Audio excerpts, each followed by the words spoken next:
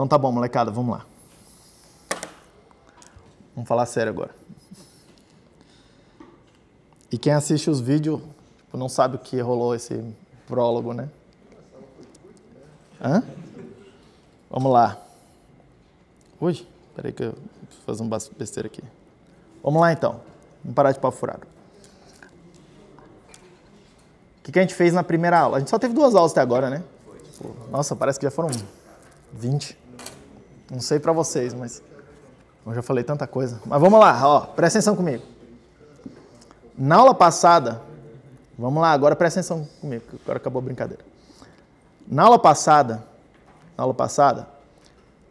a gente começou a olhar o que tem dentro do hardware ali, né? A plaquinha vermelha que dá medo na colega ali, tá? O que tem aqui dentro desse chipzinho preto aqui, tá?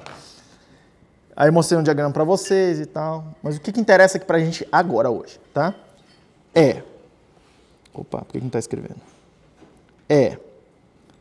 Entender que, deixa eu fazer bem grande que eu vou precisar de espaço. Em essência, tá? Para o modelo mental que a gente vai trabalhar aqui, tem um primeiro componente aqui que eu vou chamar de processador, unidade central de processamento, tá? Que é o que de fato a gente vai programar. É a única coisa que a gente programa é isso aí, tá? É o que, vamos chamar assim, executa o software, e a gente vai hoje começar a falar um pouco mais sobre software, tá?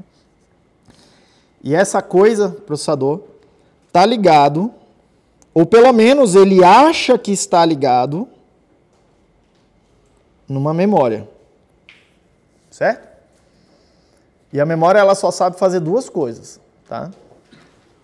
Ela aceita que o CPU, que o processador venha aqui e escreva na memória. E aí é bem simples, tá? Porque o modelo mental da memória é alguma coisa que é uma tabela, tem 2 colunas. Uma coluna tem um endereço e outra coluna tem um dado, tá? É só isso. Aí você entrega, no caso aqui, eu quero escrever alguma coisa. Ela vai lá na memória e fala assim, esse aqui é o endereço, esse aqui é o dado, escreva. Aí ele vai lá na tabela, memória, vai lá na tabela e escreve o dado naquela linha correspondente àquele endereço. Todo mundo bem com isso? É bem simples mesmo, assim, tá? E a segunda coisa que o processador consegue interagir com essa memória é ler da memória, tá? E é, em essência, a mesma coisa. É ler de uma tabela. É ler uma célula numa tabela. Então, o processador vai lá e fala assim, memória, tá aqui o endereço, me dá o dado que está nessa linha aí correspondente. Tá? Essa é a operação de leitura. Todo mundo bem com isso? E aí, na aula passada, eu detalhei um pouco mais para vocês a ideia dessa memória aqui, tá? Porque tem uma coisa é a memória física que tem aqui, outra coisa é a memória lógica que o processador vê, que o processador interage. Para o processador, ele interage com a memória e não tem mais nada ali dentro, tá? Só que tem alguém aqui no meio do caminho, que a gente chama de barramento. O barramento não é só um fio ou um conjuntinho de fios, tem uma lógica também, tá? De controle desse barramento. Pode ser bastante sofisticado, inclusive. Tá gravando aqui? Tá gravando. Pode ser bastante sofisticado, tá? Pode ser bastante sofisticado. E o que o barramento faz? Tá? Ele faz muitas coisas, mas em essência, ele captura essa informação do endereço onde o processador está tentando ler e escrever e redireciona isso para algum outro módulo internamente ali, para o processador conseguir interagir com algum outro módulo. Todo mundo bem com isso? Tá? E aí a gente viu que, por um lado, o que o processador está vendo? Ele está vendo uma tabela de bytes, que eu guardo aqui dentro de cada célula é um byte, tá?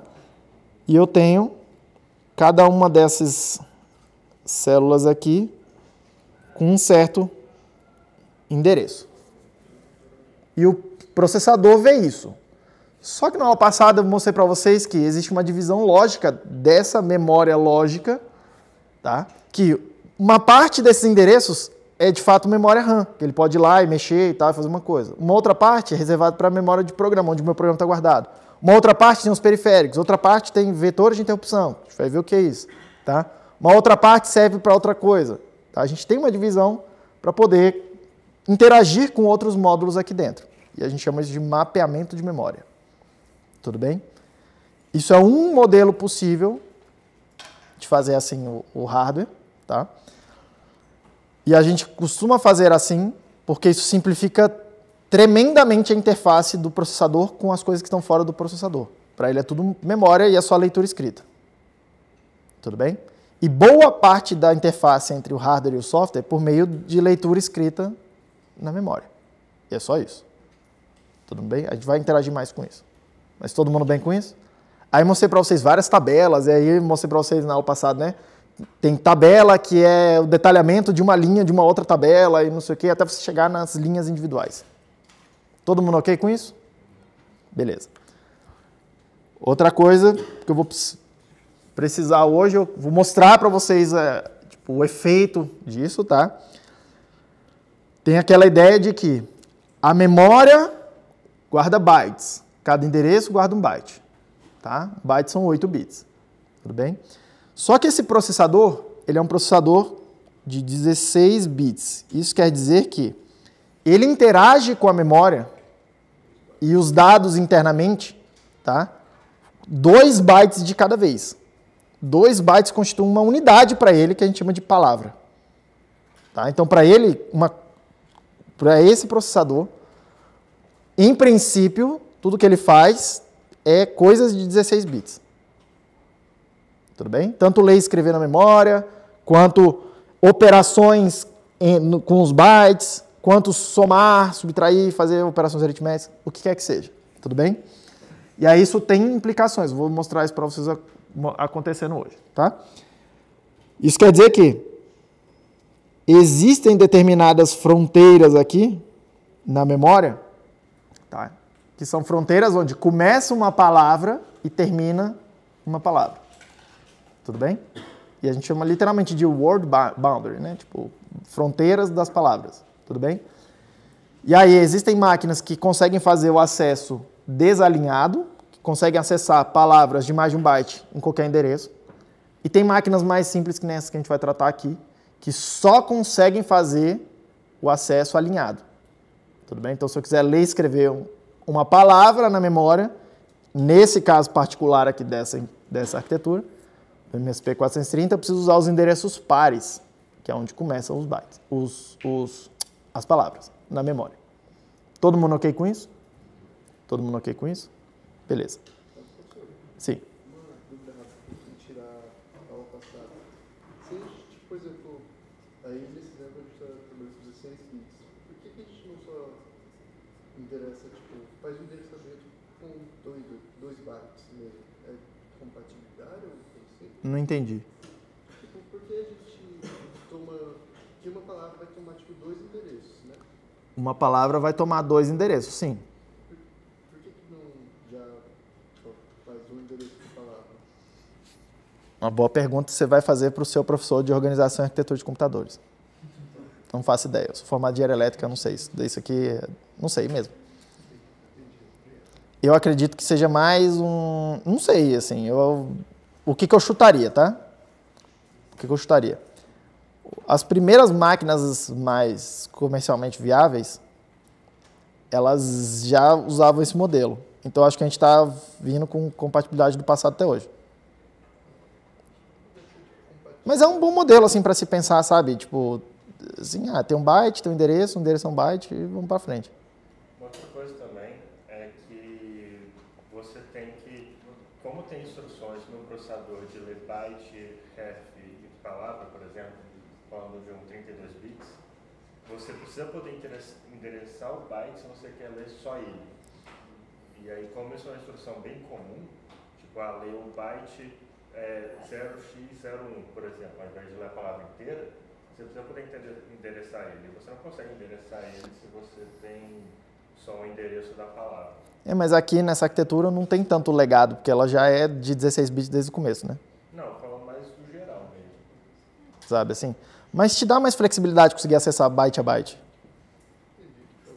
Né? Enfim, não sei, eu não tenho uma boa resposta para isso. Por que a gente já não faz uma memória que endereça palavras, né?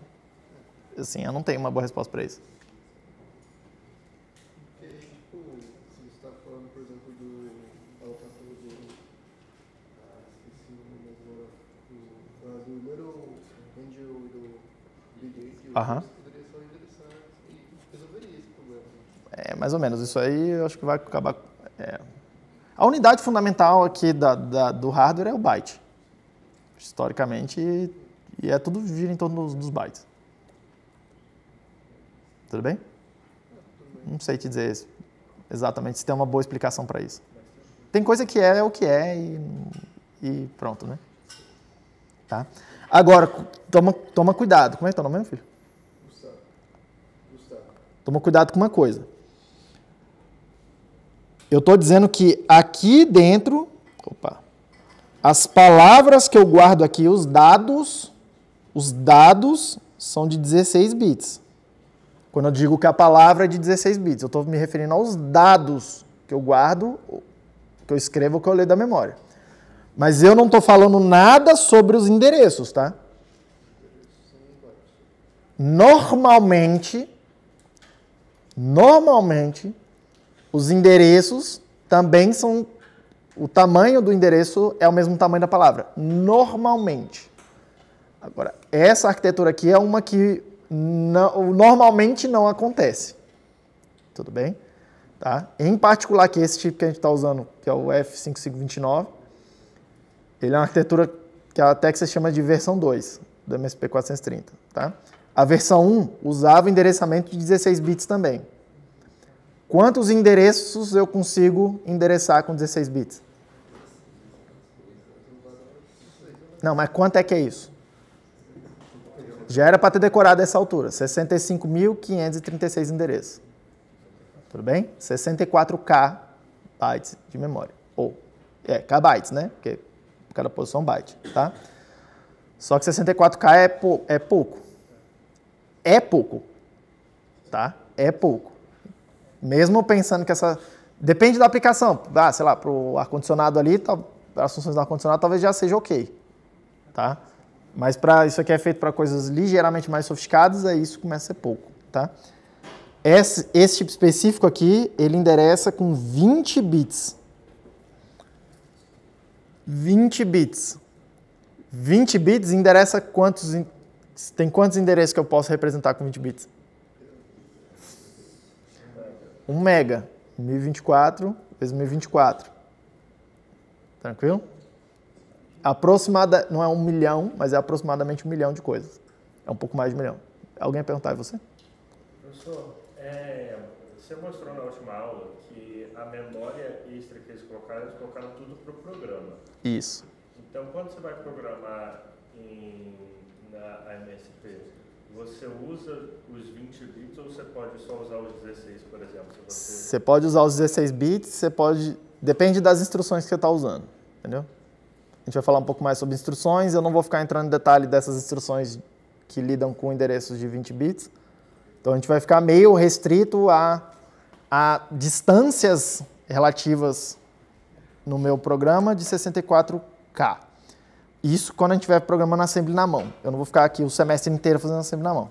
Minha ideia é mostrar, para vocês entenderem um pouco melhor como é que o hardware está fazendo. Mas a gente vai logo passar a programar em C, e aí é problema do compilador C decidir a melhor coisa para fazer. Inclusive, como é que ele vai endereçar as coisas. Foi mal aí, mas ele tem então mais endereços do que palavras possíveis. Como assim? Porque, tipo, as palavras são 16 bits, né? As palavras são 16 bits. E ele tem, tipo, 20 bits para endereçamento. 20 bits para endereçar isso. São mais endereços do que palavras, né? São mais endereços do que palavras. É possível. Não mas é só usar 2 palavras para endereçar, né?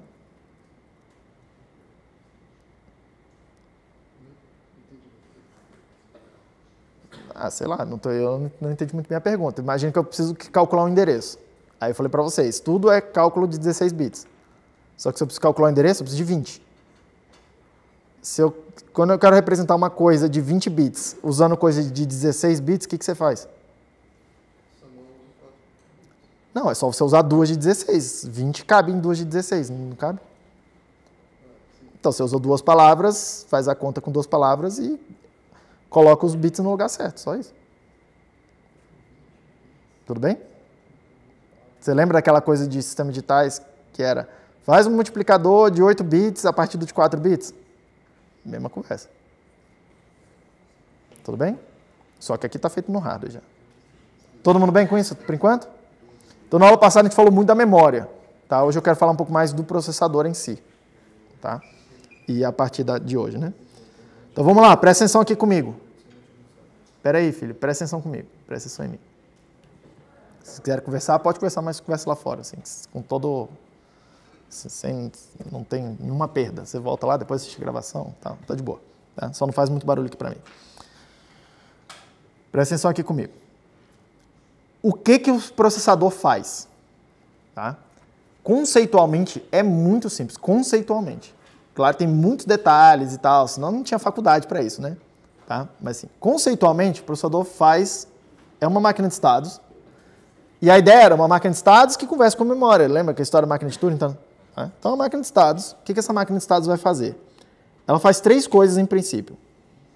A primeira delas, a primeira operação aqui, a gente chama de fetch. Tá?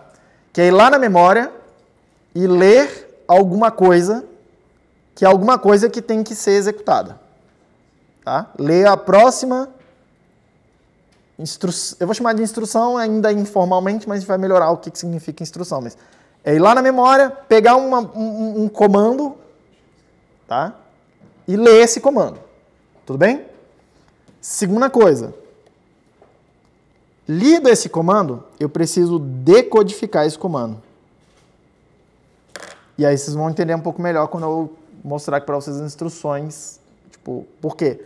Porque eu vou ler uma palavra de 16 bits e cada bit significa uma coisa. E aí tem várias coisas condicionais, tipo assim, se esse bit for 0, é tal coisa, mas se esse bit for 1, é outra coisa. Do tipo assim, se o primeiro bit mais à direita for 0, o bit 1 significa uma coisa. Se o bit 0 for 1, o bit do lado significa outra coisa. Tá? É isso que a gente chama de decodificar. É ler essa coisa e decidir o que significa isso. Tudo bem? Então o processador precisa decidir o que fazer. Tudo bem? E aí, uma vez decidido o que fazer, em essência, o que ele precisa, tá? Decidir qual operação executar, se é e ou, se é uma soma, se é subtração. Tá? Não tem muitas operações, tudo bem? Se é uma leitura, uma escrita na memória, não tem muita coisa que ele sabe fazer. E quais são os dados? Tudo bem? É isso que ele precisa decodificar ali, descobrir. Tá? Mas feito isso, ele vai e executa aquela ordem que foi dada para ele. Então, se for uma operação de E, ele vai lá e calcula o E dos bits. Se for uma soma, ele vai lá e soma os números. Se for escrita na memória, ele vai lá e escreve na memória. Ele faz o que a gente pediu para ele fazer. Todo mundo ok? E aí, quando ele termina isso aqui, ele repete. E é só isso que o processador faz. Incansavelmente. Vai na memória, lê alguma coisa, descobre o que é para fazer, faz. Vai na memória, pega alguma coisa, descobre o que é para fazer, faz. Vai na memória, descobre o que é para fazer, faz. E fica repetindo nesse ciclo infinito. É isso que o processador faz. Diga. Dentro de algum desses está incluído escrever na memória? O execute. Porque a gente vai ver aqui, tem instruções que envolvem escrever na memória. Tudo bem? Professor, ainda não entendi qual que é a vantagem de você ter 20 bits para endereço, mas a palavra só tem 16 bits. 20 bits de endereço me permite endereçar mais memória, uma memória maior do que com 16 bits. Não, mas tipo assim, se a sua palavra está limitada a 16 bits, Sim. então toda vez que você escrever uma palavra, 4 bits daqueles 20 bits vão ser... Não. Você está confundindo o endereço com o dado. O endereço é onde eu vou escrever ou de onde eu vou ler. É a localização. O que eu vou escrever ou o que é que eu vou ler tem 16 bits. Seria tipo, eu tenho 22 elevado, seria tipo, por exemplo, eu tenho um array com 2 elevado a 20 posições. Exatamente. Só posso escrever um inteiro de 16 bits. Exatamente. Exatamente. Você percebe que o dado não tem nada a ver com o endereço. Perfeitamente. Claro que, tipo assim, como é que eu calculo esses endereços? Porque em última instância eu preciso calcular essas coisas, né? Como é que eu decido qual dado que eu vou ler ou escrever? Eu preciso calcular alguma coisa. Esses cálculos são cálculos de 16 bits. Certo. Mas eu faço contas de 16 bits, produzo 20 bits de endereço. Acabou. Esse processo de decodificação que o senhor falou, que tipo, de repente, um bit está no... Né, Sim. Isso aí é... Cada mano que estiver trabalhando na construção de um CPU, ele vai, tipo, ter que endereçar certinho essa parada aí, ou tem um processo mais... Certinho. Não, peraí, eu não entendi o que... É tipo assim, vamos dizer que... Na hora que eu estou programando? na hora que eu tô Não. criando o CPU. Ah, na hora que você está desenvolvendo, fazendo o design da CPU. Aí vamos dizer que... Da arquitetura. Com o bit menos... Aí é você que diz como é que são as instruções. Você vai ver aqui algum... Aqui no MSP400 tem 3 formatos de instrução. Tem 3 formas que os dados podem estar organizados. E é isso que o processador precisa saber. Precisa falar, tá, qual desses 3 que é, e dentro desses 3 aqui, o que significa. Ele precisa decidir isso. Mas, cara, assim, numa arquitetura complicada, tipo essas da Intel, tem trocentas mil instruções e, tipo, cara, assim, é um bagulho louco. O bagulho fica louco. Tem, tipo, muitos formatos e tal, pode ficar bem complicado. Mas uma vez definido, o hardware faz automaticamente. Né? Todo mundo bem? Todo mundo ok por enquanto? E assim, vocês vão ver aqui que é muito tranquilo, mesmo programar em assembly, tipo, você vai escrever texto, sabe? Tipo assim, você não fica pensando em todos os detalhes da coisa, já tem uma certa abstração, tá? Só que um dia, tinha uma mulherada numa sala programando essa coisa, com uns fios assim, ó. Ela precisava pensar nisso. Entendeu? O operador ali precisava pensar nisso. Aí inventaram o assembly. Aí, tipo, diminuiu um pouco o pensar nisso. Aí inventaram a linguagem de alto nível, Fortran. Aí diminuiu tanto que a gente precisa pensar nisso. Foi ficando mais abstrato. Todo mundo ok? Pode seguir? Vamos lá. Continuando. Presta atenção aqui comigo. O processador, tá? O processador, a memória dele serve, na minha analogia, como se fosse um papelzinho onde ele escreve coisas para lembrar depois. Para auxiliar ele a fazer a computação intermediária, certo? Tá? Esse é o modelo mental que eu gostaria que vocês pensassem. Só que o computador... tem várias formas de fazer, mas esse CPU aqui, que é bastante comum, tá? A gente chama ele de Register Based Architecture, tipo uma arquitetura baseada em registradores. O que quer dizer isso? Tá? Quer dizer que aqui dentro do CPU tem outros pedacinhos de papel. Pensa como se fosse um post-it bem pequenininho, tá? Onde você só pode escrever uma palavra. Eu tenho na memória, eu posso escrever várias palavras. Tem várias linhas, igual o papel que está na minha mão, eu posso escrever várias palavras, uma por linha. Só que aqui dentro dele é como se tivesse outras memóriazinhas, que a gente vai chamar de registradores. Registradores. Tá? Que só guardam uma palavra, cada um deles. Tudo bem?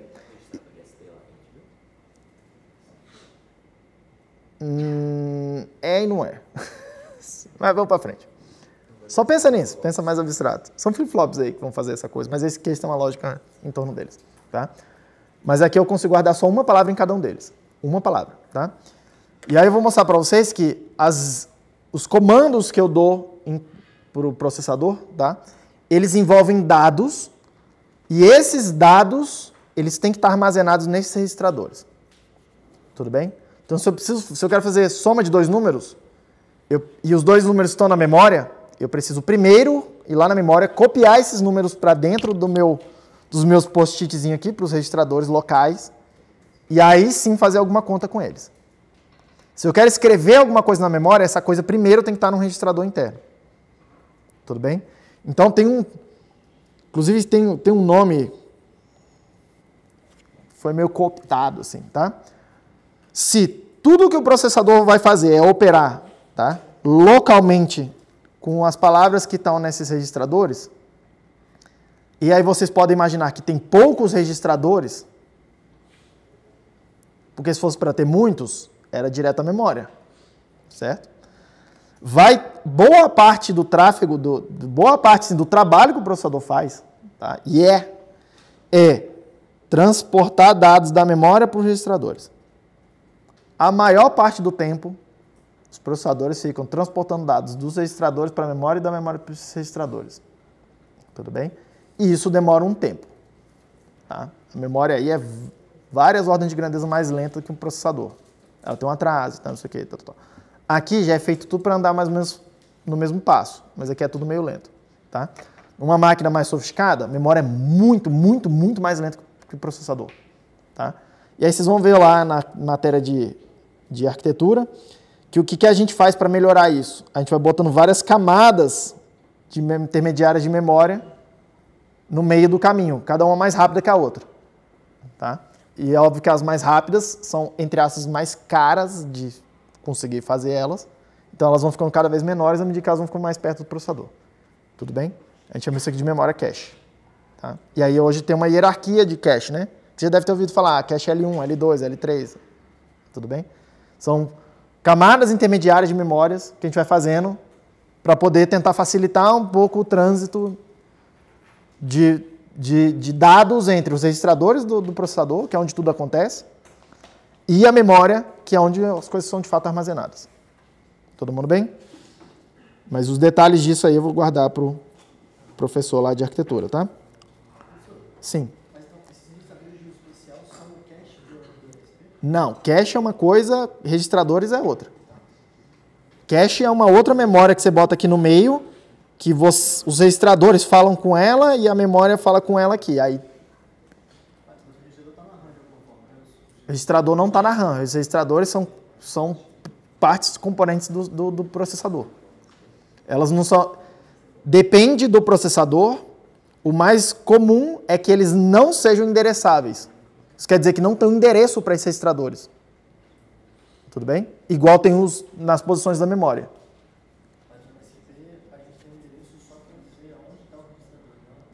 Não tem, vou repetir.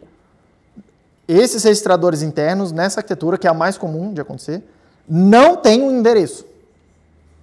Não tem um endereço. Não tem endereço. Não no mesmo sentido que a gente usa aqui, ó. Eu preciso... Você vai ver nas instruções como é que eu falo, vou usar o R1, vou usar o R2. Você vai ver nas instruções, eu preciso fazer hard-coded na instrução. Tudo bem? É parte do dado que tem que ser decodificado. Mas não tem o endereço. Hã? Não parece com endereço. Você vai ver que não parece nada com endereço. Não tem endereço. Tem uma forma de eu me referir, porque eu tenho que falar, o dado está no R5, no registrador 5. Ou no 6, ou no 7, ou sei lá qual. Tem uma forma de a gente falar isso. Mas não tem um endereço propriamente dito da mesma forma que a gente endereça a memória. O endereço vai ser armazenado na própria instrução. É parte dos dados da instrução. Vamos por partes. Tudo bem? Todo mundo ok por enquanto? Todo mundo bem? Onde que eu vejo isso? O Family Guide aqui da parada, capítulo 6, se ele for aqui. Vocês vão olhar aqui, ó. Esse capítulo 6 é a descrição do processador, das instruções. A gente vai ler bastante coisa aqui hoje e nos próximos dias. Essa figura aqui mostra para mim o diagrama de blocos o diagrama de blocos do processador. Isso, se for olhar, é uma parada muito simples, que é várias caixinhas, cada uma delas é o que eu estou chamando de um registrador, tá? Presta muita atenção aqui comigo, porque eu menti um pouquinho, mas é um detalhe. Os registradores aqui, na verdade, tem 20 bits, de 0 a 19. Um deles aqui é de 16 bits. A gente já vai ver o detalhe deles, tá? Mas na maior parte do tempo eu penso eles como coisinhas de 16 bits, tá? E por que eles são de 20? Que é para eu poder guardar o endereço inteiro dos 20 bits aqui num cara só, sem precisar usar dois. Alguém pensou nisso? Tipo, pô, vai desperdiçar muito, né? Tá? Mas eles são usados na maior parte do tempo como 16 bits. Tudo bem? Precisa fazer coisas, vamos chamar assim, especiais para usar os 4 bits adicionais. E aí, repara, olha só o que está acontecendo, tá? Porque essa figura fala muita coisa. Quero que vocês leiam essas coisas aqui com calma. Todos esses registradores aqui, eles são entrada, tá vendo? Ó? Source e destination, duas entradas de um bloquinho aqui embaixo, que a gente chamou de unidade lógico-aritmética, que é onde as contas acontecem. Tá?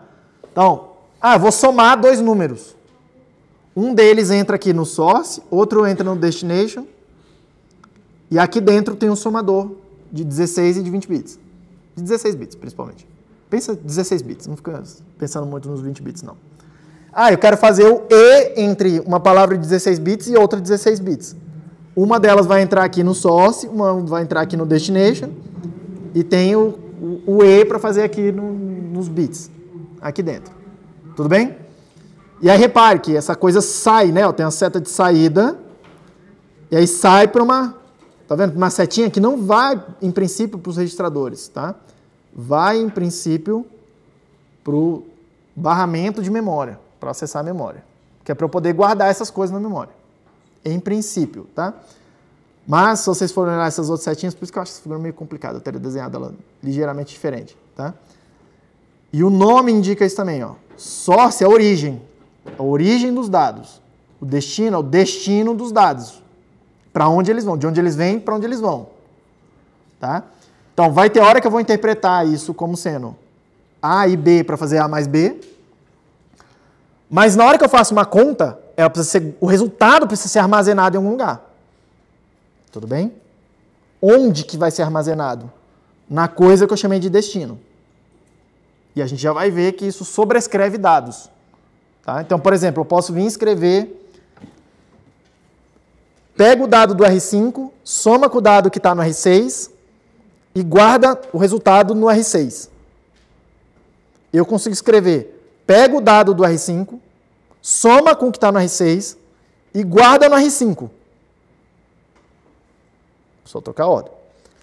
Agora aqui, da figura, eu nem mostrei como é que são as instruções ainda.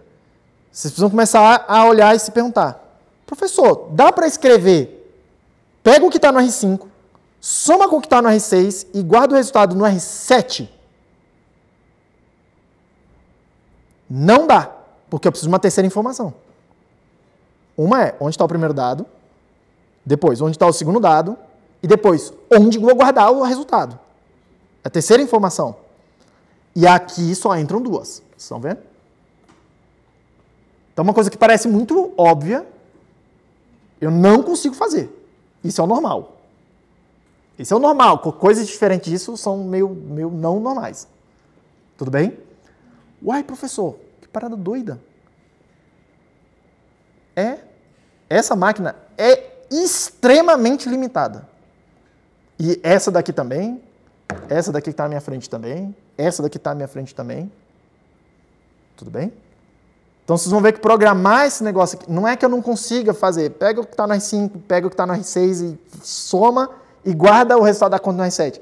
Só que eu preciso de mais passos para fazer isso. Que eu preciso movimentar os dados, por exemplo, para o lugar onde eles vão ficar. Tá? A máquina não faz isso automaticamente para a gente. A gente precisa pensar nisso. Por isso que programar em assembly normalmente dá bem mais trabalho. Por quê? Porque a máquina é muito eu vou chamar de primitiva, mas querendo dizer que o que ela sabe fazer são coisas assim que pra gente parecem muito estúpidas. Tá? Mas por que isso? Porque se a gente faz uma máquina que as coisas que ela sabe fazer são muito complexas, muito complicadas, a máquina é muito complicada de fazer funcionar. Tudo bem? Pergunta. Professor, quando você vai escrever na memória de volta, você coloca no source o dado que você quer escrever e... Já vou deferir a resposta à pergunta, já você vai ver como é que funciona. Porque você vai ver o assembly hoje.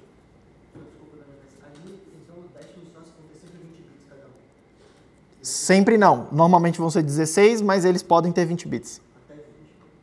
E o resultado sempre são 16? Agora tu me pegou. O resultado pode ter... Aí precisa ler o manual e eu não sei de cabeça te responder isso exatamente. Se o resultado pode ter... Eu acho que o resultado aqui eu acho que o resultado nessa arquitetura é sempre de 16. Mas nesse capítulo, você vai ler aí, ela te explica como é que funciona esse negócio dos 20 bits 16. O que eu quero que vocês pensem é tudo 16 e na maior parte do tempo, quando for 20, vai ser alguma coisa mais automática pra gente. Todo mundo ok por enquanto? Todo mundo ok por enquanto? Todo mundo bem? Repare que na hora que eu faço operações, vocês lembram de sistemas digitais? Pode acontecer carry, se eu somar, se eu subtrair. Pode acontecer overflow, quando eu estiver fazendo conta, tanto de somar ou de subtrair com complemento de 2 e aquelas coisas, lembra? Overflow, tá? E a máquina aqui já detecta outras coisas para mim, automaticamente, tá? Se o resultado for 0, ela indica um bit aqui, ó. Se o resultado for negativo, ela indica já um bit aqui para mim também. Então essas coisas precisam ser armazenadas em algum lugar. A primeira coisa que eu quero dizer para vocês. Os dados que eu vou processar precisam estar nesses registradores. Tudo bem? Segunda coisa. Na hora que eu produzo uma informação nova, que é o resultado da ULA, é o resultado de uma conta, qualquer que seja essa conta, esse resultado precisa ser armazenado em algum lugar, porque se ele não for armazenado, ele será perdido. Tanto que vocês vão ver que todas as instruções que fazem conta, elas já partem do pressuposto que você vai guardar isso em algum lugar e ela já, tipo assim, você diz para ela onde vai guardar. Você é obrigado a dizer onde você vai guardar. Todo mundo ok com isso por enquanto? Todo mundo bem? Mas cuidado, porque vocês vão ver que tem operações que não guardam resultado, tá? O normal é guardar, mas tem operações que não guardam resultado. Operações que não guardam resultado, eu vou dar um nome, apesar de que tem uma semana que eu estou pensando muito, assim, toda vez que eu dou essa aula, eu penso muito, assim, se esse é o nome mais adequado, tá? Mas eu vou chamar o seguinte, eu vou usar esse nome mesmo assim, ó. Eu vou dizer que toda vez que eu tenho uma função, tá? Uma função que lê um dado A, lê um dado B, e ela produz um dado C, e isso é a única coisa que ela consegue fazer, eu vou chamar isso aqui de função pura. E o C, vamos lá, o que eu quero dizer com isso aqui? Eu quero dizer duas coisas. Primeiro, o C só pode ser calculado a partir do A e do B. Eu não posso usar nenhuma outra informação que não o A e o B para calcular o que quer que seja o C. Essa é a primeira coisa. Segunda coisa. Eu não produzo nada de informação além do C. Todo mundo entendeu? O C, para calcular a saída, a única coisa que eu posso usar são as entradas. E eu não posso produzir nada além dessa saída aqui. De dado, um dado. Quando isso acontecer, eu vou chamar essa função de função pura. Tudo bem? Ao passo que qualquer função que fizer qualquer coisa diferente disso é uma função não pura, né? Impura. Tudo bem? Ou, sim, provavelmente mais normal, é uma função que realiza um efeito colateral, um side effect. Tudo bem? E aí, o que é a diferença do side effect? Porque é uma informação que está sendo produzida também, tá? Mas, Dadas duas informações, eu calculei o C é o dado que me interessa. Só que pode ser que eu produza algum outro efeito. Por exemplo, acendi um LED. Acendi um LED não é um dado que foi produzido, é um efeito que aconteceu no mundo físico. Por isso, efeito. Tá? E aqui com vocês eu vou considerar que essas informações são efeitos colaterais também, que podem ser produzidas como resultado de uma computação. Todo mundo ok com isso? Todo mundo ok com isso? Então vai ter operações que produzem efeitos colaterais e outras que não. A gente já vai ver as tabelas. Diga. Oi? Impura. Suja, sei lá. Tudo bem? Impura. Em inglês chama impure. Impura. Todo mundo ok com isso por enquanto? É para eu estabelecer um linguajar aqui com a gente. Todo mundo ok? Todo mundo bem? Vamos dar uma olhada nesses registradores. Tá? Por quê? Em princípio, você pode usar, e no começo era assim, a gente usava, todos os registradores eram indiferentes, assim, você pode usar o jeito que você quiser e para que serve cada um é uma disciplina que você mesmo se impõe na hora que você está programando. Só que as pessoas perceberam que tem tarefas que são tão comuns que é bom automatizar. E aí esses registradores eles se especializam para determinadas tarefas. Tudo bem? Então vamos olhar um por um os especializados. Tá? No caso aqui do MSP430 tem 16 registradores internos. Tá? E tem 4 deles que têm funções especiais. São esses 4 primeiros aqui. Todo mundo bem? Vamos dar uma olhada no que eles fazem. Tá? O primeiro deles é o PC, Program Counter, contador de programa. Tá? O contador de programa, ele vai dizer... Deixa eu voltar minha tela para cá. Lembra a função do processador, fetch, decode e execute. Ele precisa ir na memória e pegar alguma coisa para fazer, certo? Como que ele decide onde que ele vai ler da memória? Eu preciso dizer. Tudo bem? E esse registrador aqui, o contador de programa, é onde eu armazeno essa informação.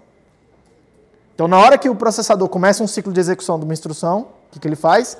Ele pega o endereço que está no PC, vai lá na memória e lê o que está naquele endereço. Todo mundo bem? Isso é automático, eu não preciso cuidar disso. Tá? E aí, olha a ideia, presta atenção. A ideia é que eu pego uma instrução, executo. E aí, na hora que eu vou pegar a próxima, é a próxima, não é para pegar a mesma. Então, eu preciso mudar o que está no PC, certo? E a ideia básica, que vocês podem pensar assim, posso pegar de qualquer lugar da memória. Pode pegar de qualquer lugar da memória. E vai ter instruções que permitem a gente fazer isso. Tá? Mas se eu não falar nada, seria bem interessante pensar assim, por padrão, se eu pegar no endereço 0, alguma coisa, vamos pegar no 2, que é a próxima palavra, certo? No 2, tá? De 2 em 2. Vamos pegar no 2, e depois vamos pegar no 4, e depois vamos pegar no 6, e depois vamos pegar no 8, depois vamos pegar no A. Não é assim? Depois vamos pegar no C. E depois vamos pegar no E. É assim que conta de 2 em 2. Tá ligado, né? E aí depois vamos pegar qualquer coisa no 1, 0. E assim por diante. Tá? Essa coisa de calcular o próximo, ou somar 2, tá? Eu vou chamar de incrementar. E repare, às vezes o incrementar é somar 1 ou somar 2. Depende se eu estou lendo bytes ou palavras, né? Tudo bem? Tá? Mas é sempre essa noção de o próximo. O incremento é o próximo. Todo mundo ok com isso? E aí o PC já tem lá no processador a circuitaria para fazer isso automaticamente para a gente. Então se eu não falar nada, o que o processador faz? Eu ligo ele, tem um número lá no PC, ele vai na memória naquele endereço, lê alguma coisa. E ele já auto-incrementa para o próximo endereço. Então se eu não falar nada, tá? No próximo ciclo de execução, que ele vai fazer, vai no próximo endereço, lê e incrementa o PC. Automático, para eu não precisar ficar usando, programador, ter que fazer isso na mão. Que era uma tarefa que tinha que acontecer na mão, antigamente. Todo mundo ok com isso? Pergunta. Esse espaço em 0, eu consigo nem tentar essa jogada dele. Ele já é reservado. Você consegue, mas você vai ver que você não quer fazer, senão por meio de instruções especializadas. Tudo bem? Tudo que o processador faz automático, você quer que ele faça automático. Você não quer fazer manualmente. Esse reservamento é em nível de... Fala mais alto, desculpa. Esse reservamento é em nível de hardware ou... O hardware já é feito considerando que esse registrador vai ser usado assim. Ele é especializado. Se você escrever alguma outra coisa lá, alguma coisa vai acontecer. Se você for lá escrever um dado arbitrário lá, o que vai acontecer? Na próxima ciclo de execução, o processador vai pegar aquilo, vai ler vai interpretar como endereço, vai na memória naquele endereço e vai ler. E vai interpretar o que está naquela memória como uma instrução. E não como dados. Uma instrução, um comando. Tudo bem? Pergunta para vocês. Vocês estão vendo que aqui o bit menos significativo é 0? Por quê? Era aquele negócio que você falou no passado. Esqueci o nome. O endereço é para byte e a memória sempre vai ler uma palavra, que é a instrução. A instrução que eu vou ler é sempre uma palavra. Não tem, nessa arquitetura, instruções com menos, só de 1 byte, por exemplo. Só tem instruções com palavras inteiras. Tudo bem? Então, se eu vou ler sempre, na hora que eu estou lendo instruções, palavras inteiras, eu só posso ler dos endereços pares, certo? Então, esse bit tem que ser sempre 0. Todo mundo ok com isso? Isso aqui é o que esse bit ser travado em 0 no hardware e me impede de fazer o acesso desalinhado de instruções. Por exemplo. Então, o hardware não me permite, não é que eu não quero. O hardware não sabe fazer isso. Tá fixo. Esse acesso. É a forma de acesso alinhado. Todo mundo ok? Próximo.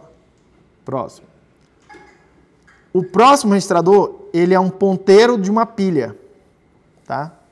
Uma pilha é uma estrutura de dados, principalmente o pessoal de computação vai estudar muita pilha, onde você pensa literalmente numa pilha. Olha o que eu vou fazer aqui, tá? Eu tenho os papéis aqui na minha frente. Aí, na minha frente aqui, ó, tá vazio. Eu pego uma primeira coisa e boto na pilha. Aí eu vou empilhar, tá?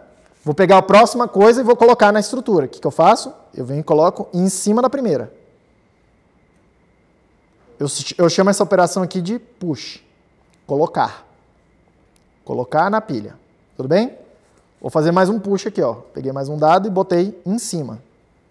Vou fazer mais um push. Peguei um dado e botei em cima. Todo mundo ok? A outra operação possível com uma pilha é ler e retirar um dado que está lá, da pilha. A gente chama essa operação de pop. Tirar da pilha. Eu venho e pego o que está em cima da pilha e consumo o que está em cima da pilha. Então, se eu quiser pegar a primeira coisa que eu coloquei lá, que eu preciso fazer, tem que tirar essa, pop de novo, e aí eu pego a primeira que eu coloquei. Esse é o comportamento de uma pilha. É isso que a gente chama de pilha. Todo mundo ok? Isso é, a gente já fez mais ou menos no laboratório, é o negócio do ponteiro, né? Se você incrementar ele vai mais um vetor, por exemplo. Eu não falei nada de ponteiro, eu falei de pilha. Não, é porque o pointer e flag. É o ponteiro para o topo de uma pilha. Ele diz, esse lugar aí indica para você na memória onde é que está o topo da pilha. Da pilha, vamos chamar, entre aspas. De uma pilha. Você pode fazer em software mais pilhas, mais estruturas. Tá? Mas por que tem um cara especializado para isso? Tudo bem? Por que teria um cara especializado para fazer uma pilha já no processador? No hardware? Por que seria interessante o hardware saber mexer com uma pilha? Tá? Aí a gente vai ver um pouco mais para frente, quando a gente está programando em linguagens de alto nível, a pilha serve para eu controlar o escopo de o que está acontecendo em determinadas partes da linguagem. Tudo bem? Serve para eu guardar coisas intermediárias, continuar uma computação em algum outro lugar e depois saber voltar de onde eu cheguei. Para isso que serve uma pilha. E essa estrutura é tão comum, mas tão comum para fazer o fluxo de controle de um programa, que o hardware se especializa para fazer isso. Todo mundo ok? Então, vocês podem imaginar que vai ter instruções relacionadas com push e pop dessa pilha aí, para controlar esse stack pointer aí, para controlar esse registrador. Todo mundo ok? Beleza. O próximo. O próximo é o status register, o registrador de status. Tá? O registrador de status, pelo nome já diz, ele vai indicar para mim o que está acontecendo ali dentro. O meu estado atual da máquina. Tudo bem? Vamos abrir aqui e vamos olhar o detalhe dele. Tá? Mas é um registrador que eu não guardo informações, programador, não guardo, vou lá e guardo informações para eu usar depois. Tá? Eu vou lá e a máquina guarda informações que eu posso acessar, que me permitem entender o que está acontecendo lá dentro. Tá? Vamos ver o que tem lá dentro. O status register seria tipo toda a parte de fetch, sei lá, máquina. Não, fetch tem a ver com o PC e o stack pointer. Segura um pouco aí, tá? Esse aqui é o mapa do registrador de status, tá? E aqui tem os bits do registrador e tem uma tabelinha aqui embaixo explicando o que é cada coisa, tá? Então, vamos por partes.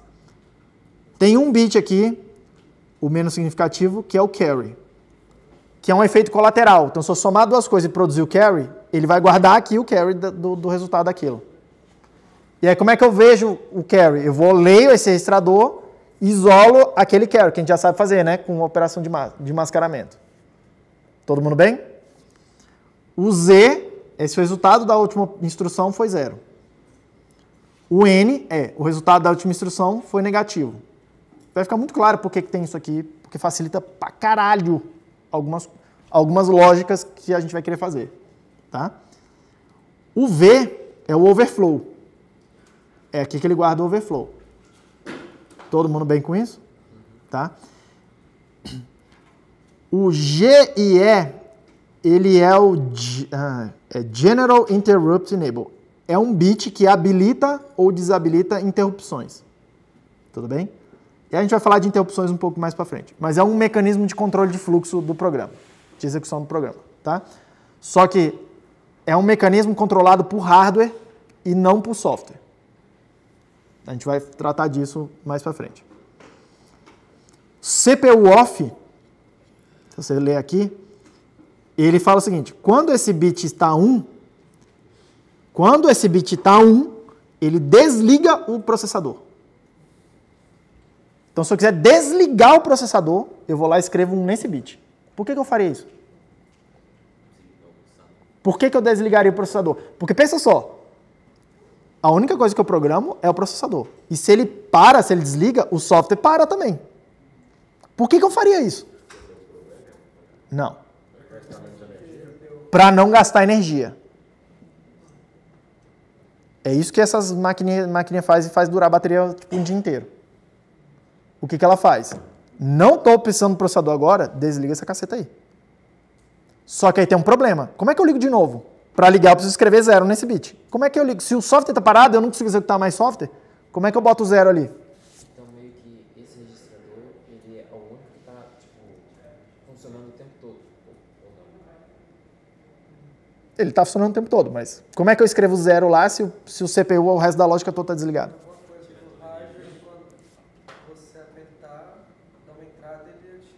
Precisa de algum mecanismo do hardware que venha e escreva 0 naquele lugar, né? Nesse caso aqui, vai ser o mecanismo de interrupções, vai servir para a gente fazer isso. A gente vai ver que essas coisas estão ligadas, que é para poder religar a coisa de novo. Tudo bem? Mas o status ele não é read-only?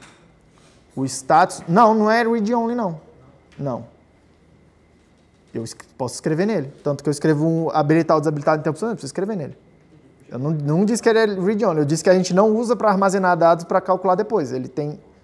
Se eu escrever coisas aqui, eles têm significados específicos e eles produzem efeitos no hardware. Como ele é o resultado da última operação? Oi? Como ele é o resultado da última operação que o PC executou? Como assim ele é o resultado da última operação? É o resultado do último decode que a CPU fez. Não, ele não é. Não foi isso que eu disse também. O que eu disse é, você foi lá e fez uma operação de soma, por exemplo. Aí aquilo produziu um carry. O próprio hardware escreve o carry aqui. Isso, então. Mas ele escreve esse bit. Mas ele pode ter uma interrupção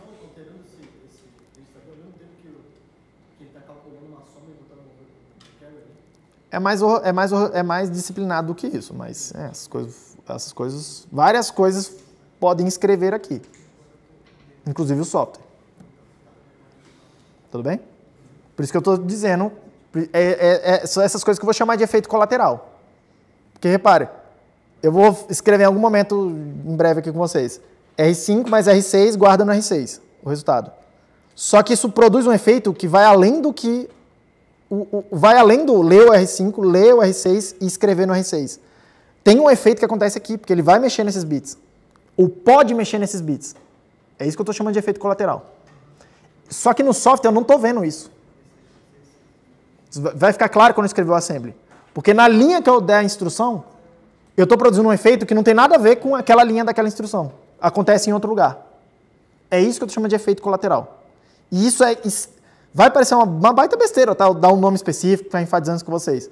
Mas a raiz de todos os males da programação hoje tem um certo consenso de que é efeitos colaterais. Isso aqui é uma forma de efeito colateral. É você produzir um efeito que não está visível imediatamente para você na hora que você escreve o software. Ou que lê o software. Isso é um efeito colateral. Tudo bem? Isso é fonte fonte de todos os males, talvez seja muito exagerado. Mas é fonte de 99% dos males. Diga. Faz sentido utilizar esse negócio aí de desligar a CPU como medida de segurança? Tipo, colocar... Pode acontecer, mas aí depende da aplicação. Mas enfim, você pode desligar a CPU, ok? Esse OSC off, tá? OSC é de oscilador, oscillator, beleza? Ele vai desligar uns osciladores lá internamente. Aí a gente vai ver essa história de clock bem mais para frente, tá? Mas isso controla em parte os clocks aqui. Aí tem aqui, ó, SCG1, SCG0, que tem a ver com o sistema de clock também. Tudo bem? Controla lá os clocks. Os clocks em sistemas digitais, quem fez comigo, eu sabe que eu não gosto muito desse nome. Eu prefiro de sinal de sincronia, tá? E esses bits aqui todos servem para eu controlar esse sinal de sincronia, esses vários sinais de sincronia que a gente vai ver que tem lá dentro. Tudo bem? Por enquanto, deixa quieto aí. E o overflow, beleza? E essa parte reservada não serve para nada, por enquanto. Se eu tentar escrever ou ler, não acontece nada. Aí ele diz aí o que acontece. Todos aí eles são um bit, todos estão de... Oi? Todos esses aí, sem ser o reserved, são um bit de tamanho cada um? É um bit. Esses aqui sim. Esses aqui sim. Todo mundo bem? Esse aí é o registrador de status. O próximo registrador especializado, tá, é o R3, que também recebe o nome de CG, tá, que é o Constant Generator, gerador de constantes. Tá. Vocês vão ver que ele parece muito boboca. Tá? Deixa eu botar ele aqui. É um negócio meio boboca, assim. Tá? Para que ele serve? Ele serve para gerar números constantes para a gente. Tá? E ele não gera qualquer número, ele gera 0. Aqui, ó. Cadê? Em algum lugar aqui, um desses aí é para gerar aqui, ó. 0, 0.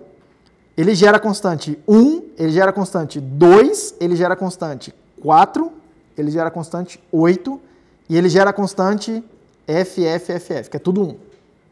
Pronto, é só isso que ele faz.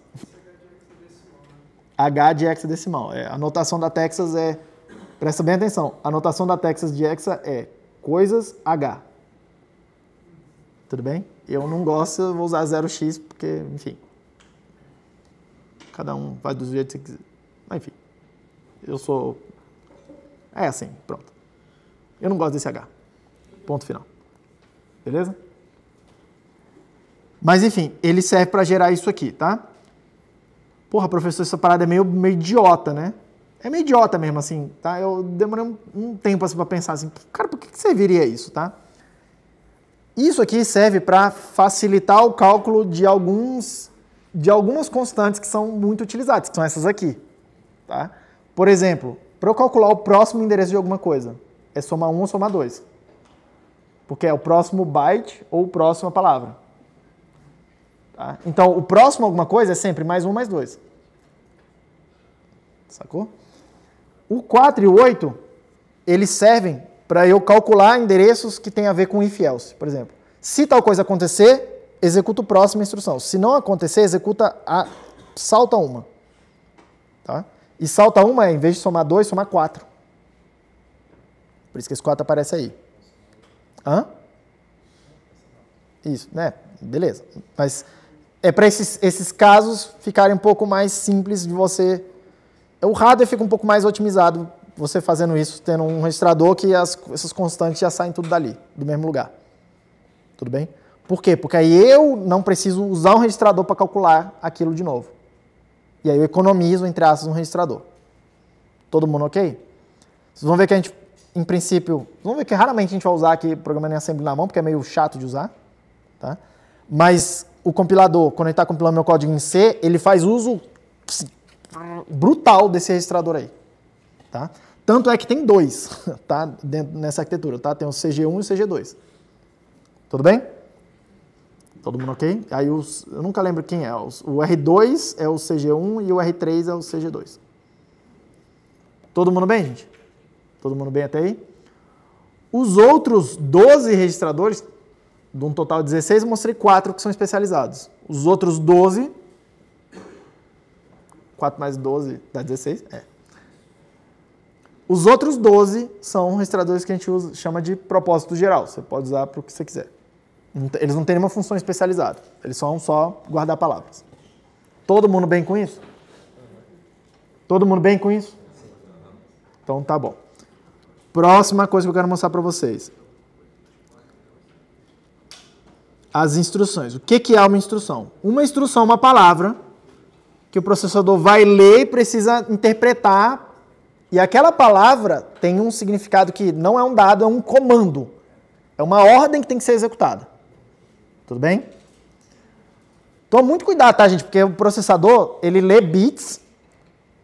E bit é bit, né? Foi a discussão que a gente teve na primeira aula. O bit não significa nada. Em princípio. Ele vai lá e lê bits da memória. Tá? A forma como aquilo é interpretado é que dá algum significado para aqueles bits. Tudo bem? E quando o processador vai lá e faz o fetch e pega bits, pega uma palavra e tem bits lá dentro, ele vai interpretar aquilo de uma forma específica. Vai interpretar como um comando. Algo que ele precisa fazer alguma coisa em resposta. Se você for lá escrever um dado na memória e falar botar lá no PC, lê nesse lugar aqui, ele lê aquele teu lixo lá que você botou, ele vai tentar executar aquilo como uma ordem. Tudo bem? A interpretação aqui é fixa. Tá? Então vamos lá. Tem 3 tipos de instruções nessa arquitetura. Tá? Vocês vão ver que é meio chatinho, complicadinho, mas não precisa decorar os bits todos. Tudo bem? Mas eu vou mostrar. Eu vou mostrar por quê? Porque uma instrução para a gente tem muito a ver com como é que os dados estão organizados naquela palavra. Tá? Então vamos lá. O primeiro tipo de instrução é o que ele vai chamar de formato 1. São instruções que têm 2 operandos. São instruções que recebem 2 dados para operar. Por exemplo, A mais B. Precisa do A e precisa do B. Certo? Todo mundo comigo ainda? Está comigo ainda? A mais B. Preciso de A e preciso do B. Preciso entregar 2 informações para serem processadas. Tá? Então esse aqui é o formato. Ó. Tem uma palavra, que é essa primeira. E aí tem 4, 12, 13, 14, 15. 4 bits para representar o que a gente chama de opcode. O opcode é que vai dizer, isso é uma soma, isso é uma multiplicação, isso é subtração, isso é aquilo. Se tem 4 bits, quantas operações ele sabe fazer? Quantas instruções tem com esse formato aqui? 16. No máximo 16, né? No máximo 16, certo? Porque eu não preciso dar significado para os 16 combinações, certo? Tá? O RSource tem 4 bits. R é de registrador. Toda hora que você lê R é registrador. Lembra que entrava coisa na ULA que era o source?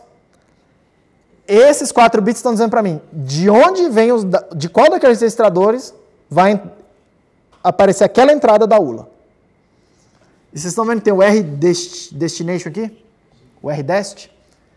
Tem 4 bits que endereça um dos 16 registradores, que é, falando assim, de onde está vindo o dado da segunda entrada da ULA, que vocês viram na figura. É assim que a gente endereça os registradores. Direto na instrução, tá vendo?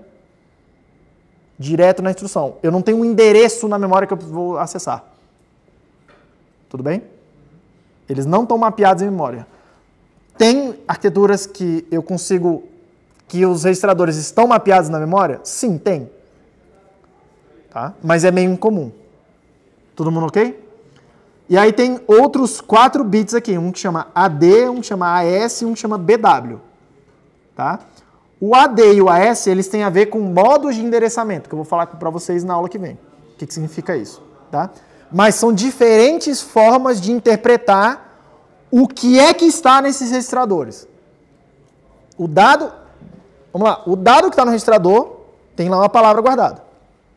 Aquele dado vai entrar em algum lugar como informação para a instrução. Como eu interpreto essa informação depende do que tem nesses bits A, qualquer coisa aí. Tudo bem?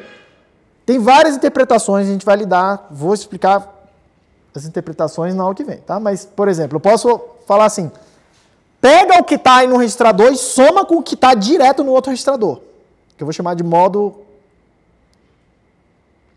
Esqueci, eu acho que é modo direto o nome, tá? É ler os que está no registrador como dados. Mas eu posso falar assim, pega o que está no registrador R5, só que o que tem ali não é um dado, é um endereço na memória. E aí vai lá na memória, processador, e pega o dado que está na memória, naquele endereço que está guardado no R5. E aí o registrador funciona como um ponteiro. Tá? Esse é o que a gente vai chamar de modo indireto. E aí tem outros modos de endereçamento. Tá? Inclusive, um modo que a gente chama de modo imediato. Vocês estão vendo que tem aqui, ó, source destination mais 16 bits aqui, mais 16 bits aqui? Por quê? Porque eu posso vir e botar os dados aqui também junto da instrução. Depende desse AD e desse AS, se vai ter esses campos ou não. Todo mundo bem? Tá? Então é isso que tem nesse formato de instrução. Nesse aí só, tipo assim, eu vou ter que estar meio que alocando o registrador daqueles que não são... Não estou alocando, estou falando. Vai lá naquele registrador e lê o dado que está lá. E aí, dependendo do AD, do BW e do AS, a gente vai dar uma interpretação diferente para aquela informação que veio dali, daquele registrador. Posso estar guardando informação, posso estar guardando um endereço na memória, posso estar guardando um monte de coisa. Principalmente isso, um dado ou informação da memória, ou endereço. Só para ver se eu entendi também, por exemplo, se a gente está operando com um R7 ou um R8 fazendo uma soma, por exemplo. Eu vou pegar o conteúdo do R7, que seria o primeiro R7. Eu vou escrever aqui alguma coisa tipo assim, 7, aqui 8, aqui eu vou botar o opcode da soma. Aí o conteúdo dele vai ficar em source destination, né? Não é o conteúdo, é o entre aspas, endereço, a referência para aquele registrador. Mas aqui dentro do R7 eu posso tentar 20 bits. Isso. Aí esses 20 bits vão ser carregados nessa zona aí. Não. Você não está entendendo. Aqui tem 4 bits, certo? Certo. Eu venho aqui e falo assim, imagina que eu quero somar o que está no R5 com o R6. Aí aqui, o que eu escrevo no RSource? Eu escrevo 5, o número 5. O que eu boto aqui? Eu escrevo o número 6. Aí o que a máquina vai fazer? Ele vai pegar o que está no R5, os dados que estão lá, a palavra inteira, vai copiar para dentro da ULA. Não é nem copiar, mas assim, ela vai rotear lá com os fios para dentro da ULA, vai pegar o que está no R6, vai rotear os fios para outra entrada da ULA. Entendeu? A zona que eu estava falando são essas zonas de 16 bits embaixo. Aqui embaixo? Aqui embaixo é quando a gente está usando o modo direto. É quando eu coloco o dado junto da instrução. Que é um dos modos de endereçamento. É eu colocar o dado aqui junto. Mas eu não preciso fazer isso. Me dá mais flexibilidade de fazer. Poder fazer, né? Não precisava indicar o registrador. Eu poderia colocar os dados diretamente. Posso colocar os dados diretamente, mas vocês vão ver que a maioria das instruções maioria acho que é uma palavra muito forte. Mas várias vezes que eu processo dados, é porque às vezes eu quero processar os dados, porque são dados e eu quero o dado que resulta, aí eu preciso guardar em algum lugar, eu preciso dar o destination no mínimo. Mas pode ser que eu queira fazer uma conta e eu só esteja interessado no efeito colateral. E eu não preciso armazenar nada, eu só quero ver sei lá, subtrai 2 números e vê se deu 0. Eu não preciso armazenar o resultado 0, porque já não tem um bit que indica que é 0. Eu não preciso armazenar nada. Aí pode ser que você não escreva nada ali. Escrever nada é 0, né? Então, se eu quero, por exemplo, o registrador contra uma máscara, eu posso usar também essa operação? Sim. Aqui, esse formato aqui é quando tiver 2 operandos. Quando entrar 2 dados na operação. Tudo bem? Todo mundo ok? Não fica entrando muito detalhe aqui, porque a gente não vai ficar produzindo os bits na mão. A gente vai fazer uma coisa um pouco mais abstrata. Mas eu quero mostrar para vocês verem que não tem mágica. Os dados têm uma palavra, eu tenho 16 bits e eu escolho alguns bits para botar algumas informações. E aí, que informações eu tenho porque vai ficar mais fácil vocês entenderem as instruções depois, o que está acontecendo, entendendo o que eu tenho guardado para processar. Por exemplo, o AD e o AS, é isso que eu falei, é interpretar o que está vindo desses registradores, os dados que estão vindo nos registradores. Se são dados, se são endereços, o que é. Tá? Tem 7 interpretações diferentes. O BW é um B de byte, W de word. É para dizer se essa instrução vai se preocupar em processar palavras ou bytes. Inclusive para o acesso à memória. Porque eu não posso acessar bytes individualmente. Tudo bem? Então aqui tem informação para isso. Todo mundo ok? Deixa eu seguir. Aqui na tabelinha a seguir tem todas as instruções. Eu vou repetir. Todas as instruções de 2 operações estão aqui. Tá? Vamos ler para vocês terem mais ou menos eu quero que vocês leiam essas tabelas. Assim. Chegar em casa hoje, vai lá, dá uma olhadinha na tabela e tal. Ah, legal. Tá? O que é o move? Move é mover. Tá? É mover o que está no source para o destino. Tranquilo? A gente vai usar muito move, vocês vão ver que tem move para lá e para cá, porque é a operação que me permite ler e escrever nos registradores, movimentar os dados entre eles e movimentar dados entre os registradores e a memória. Tudo bem? É move. É uma instrução que serve para mexer com toda a memória, praticamente. Ler e escrever. E por que é ler e escrever? Porque o que está no source será lido, né? Independente de onde esteja. E o que está no destination será escrito. Todo mundo bem? Rapidão.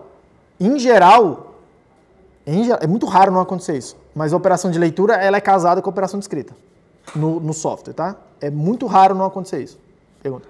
O que vai especificar, eu só fiquei na dúvida, tipo assim, por exemplo, o que tu vai mover de um registrador vai ser o dado dele ou desse que ele está... Eu não disse que vai mover de registrador nenhum, eu disse que vai mover de uma coisa que é o origem para um lugar que é o destino. Aí pode ser registrador R5 para o R6. Move o dado que está no R5 e copia no R6.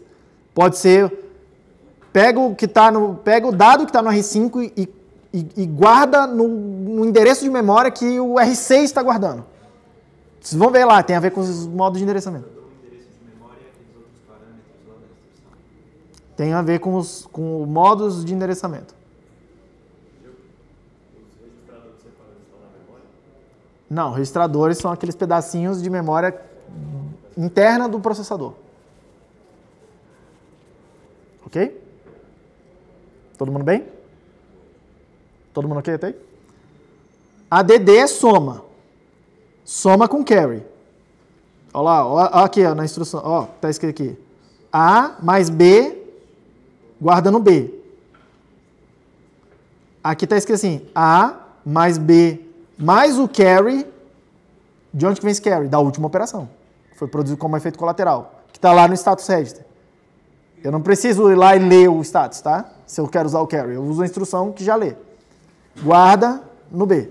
Pergunta. E guarda esse carry até quando? Até mudar ele? Fica lá para sempre? Essa é uma excelente pergunta, filho. Como é que é teu nome? Tiago. Você está vendo que do lado de cá tem uma tabelinha que envolve o overflow, o negativo, o zero e o carry? E aí tem uns símbolozinhos, né? Ó, olha a soma. É que talvez esteja meio ruim de ler aqui. Ó, mas é asterisco, asterisco, asterisco, asterisco. Aí tem uma legenda aqui embaixo falando assim. Status bit is affected. Quer dizer o seguinte. Na hora que eu faço uma soma, a soma sobrescreve todos esses caras aqui. Tá vendo que tem um tracinho em algumas delas? Tracinho significa status bit is not affected. Quer dizer o seguinte, imagina que eu fui lá e fiz uma soma, aí eu mexi nos bits, nesses bits aí de status. Aí na sequência, eu fiz uma operação de AND aqui, ó, que ele chama de BIC, tá? É um AND. Só que a AND não afeta os bits do status. Aí na próxima eu faço uma soma com carry. De onde que vem esse carry? Não é da última, é da anterior, que mexeu nos bits. Entendeu?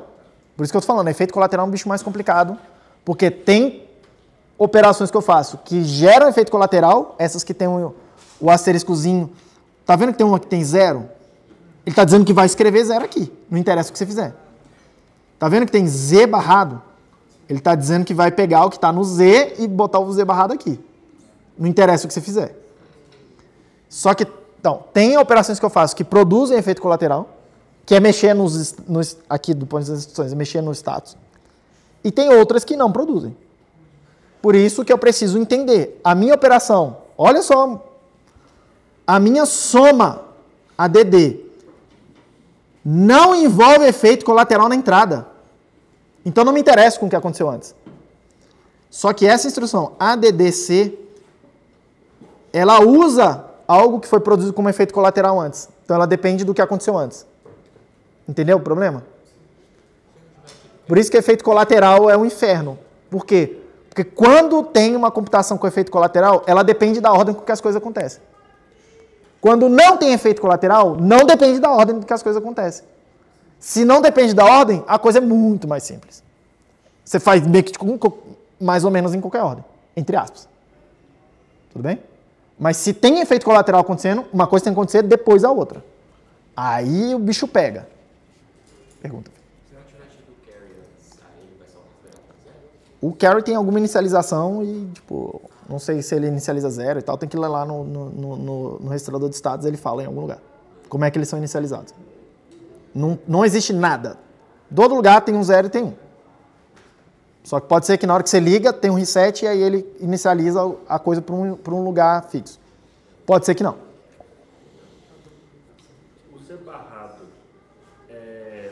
Z barrado é o Z que estava aqui. Sim, mas é o antigo ou é o resultado dessa operação? Não, é o que estava lá no Z, ele vai barrar e botar no C.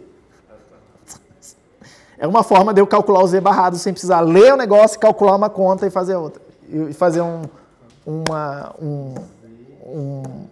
uma escrita. Porque senão tem que fazer uma leitura, uma conta e uma escrita. 3 coisas. Isso aqui é uma forma de eu calcular o Z barrado numa operação só. Por isso que alguém botou isso aí. Esse 0 aqui, ele serve também para zerar esse bit. Numa operação só. Senão eu teria que fazer uma escrita lá com 0. Só que eu não consigo escrever um bit, lembra? Eu preciso fazer uma conta e depois escrever uma escrita. Todo mundo bem até aí, gente? E aí só tem 12, né? Mnemônicos, poderia ter 16. Aqui só tem 12, poderia ter 16, mas só tem 12 e só tem 12. Você não precisa usar os 16. A memória de operações ela é separada da memória que vai dar nessa. Vou melhorar os nomes, tá? Memória de programa e memória de dados. É separado. Então, todas essas instruções elas estão salvas na memória de programa. Isso. E a memória de dados vai dar fazer um. Mas nada impede você ir lá no PC, botar um endereço no PC que é da memória RAM, e aí ele na próxima instrução vai lá e vai ler da RAM. Eu não sei dizer se ele permite fazer isso aqui, mas nada, em princípio nada impediria. Claro que vai decodificar. Ele vai ler uma palavra, ele vai decodificar o que tiver lá. Ele não interessa, para ele não interessa de onde veio. Se ele está lendo e ele vai falar assim, é FET, eu preciso decodificar. Ele vai decodificar. Não interessa de onde que veio aquilo, não. Eu vou repetir para vocês uma coisa que eu falei na primeira aula. O processador não... A máquina é uma máquina simbólica. Ela só vai lá e faz as coisas. Ela não para pensar na semântica. Ela não pensa assim... Ah, esse dado veio desse lugar, então é uma interpretação. Se não, é outra interpretação. Não tem isso. Ela faz a coisa fixa e pronto.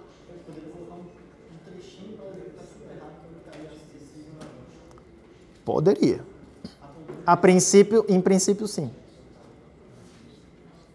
Podemos seguir? Move é para mover coisas na memória e registradores, mover dados. Soma, subtração, com carry, sem carry. O comparação, tá? Ele faz... Olha só essa daqui, porque essa aqui é interessante.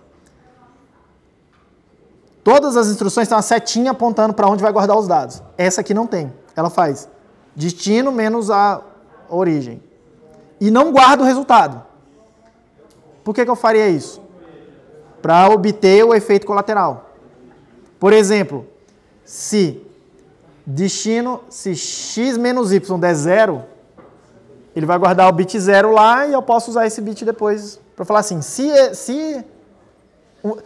A igual a B, como é que eu faço se A igual a B? Eu faço comp AB, aí ele vai guardar o bit lá 0, se for iguais, e aí eu leio jump, vou mostrar para vocês aqui, faz isso se for 0, faz aquilo se for 1. Tranquilo?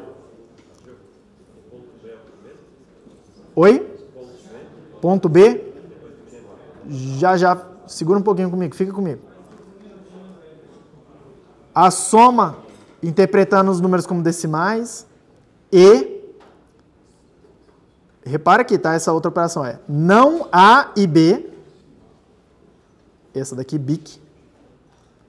O BIS é OU, SHOR é a SHOR, e a AND é a AND, A e B. Todo mundo bem? E repare que tem diferença, tá? Ó, que essa daqui guarda o resultado, né? Essa daqui é E, mas não guarda o resultado. Como é teu nome, filho? A pergunta do Kelvin foi o seguinte. O que é esse ponto B aqui, professor? Tá? Ponto B quer dizer assim, ó. Ponto B é de byte. Isso quer dizer o seguinte. Se eu escrever move R1, R2 ou R5, R6, são palavras que tem no R5, palavras que tem no R6.